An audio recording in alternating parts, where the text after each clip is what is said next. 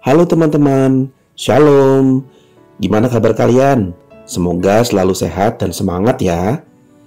Teman-teman, dalam pergaulan sehari-hari, nggak jarang kita dengar orang bilang, kok dia makin lama makin cuek ya?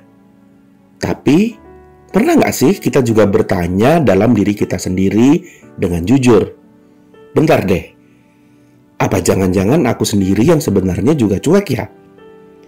Pertanyaan-pertanyaan macam itu wajar kok, mengingat bahwa dalam fase kehidupan manusia, kadang juga dipenuhi dengan perjuangan, tekanan dari banyak arah, entah studi, pekerjaan, atau relasi.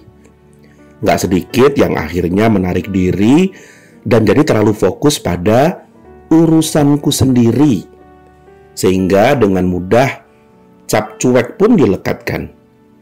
Nah, Filipi 2 ayat 4 adalah pengingat buat siapapun, baik remaja, dewasa, muda, bahkan orang tua yang sedang hidup dalam dunia yang semakin individualistis.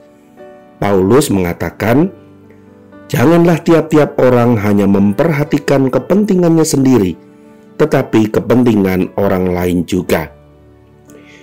Dunia ini yang mempromosikan hidup serba aku dulu.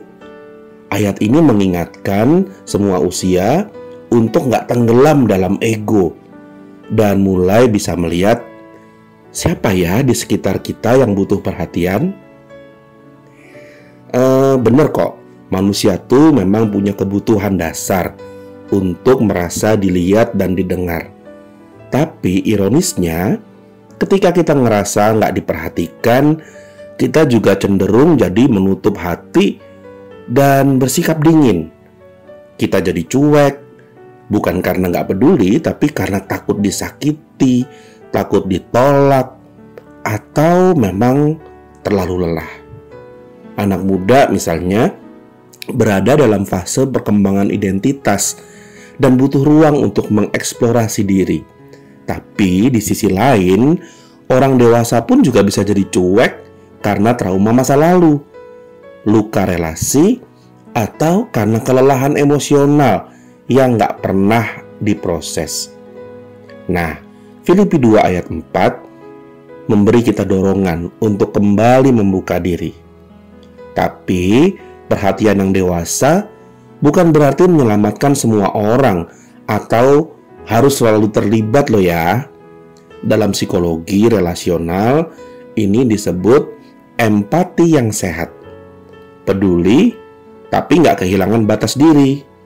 Hadir tanpa mengontrol. Mendengar tanpa menghakimi.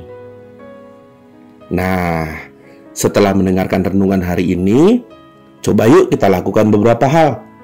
Pertama, tanyakan kabar seseorang yang belakangan ini kelihatan diam. Kedua, hadirlah bukan untuk memberi solusi, tapi untuk menemani. Dan yang ketiga, berdoalah begini. Tuhan, bukalah mataku untuk melihat siapa yang memerlukan kepedulianku hari ini. Dan terakhir, jaga hatimu tetap peka. Tuhan memberkati. See you next Saturday.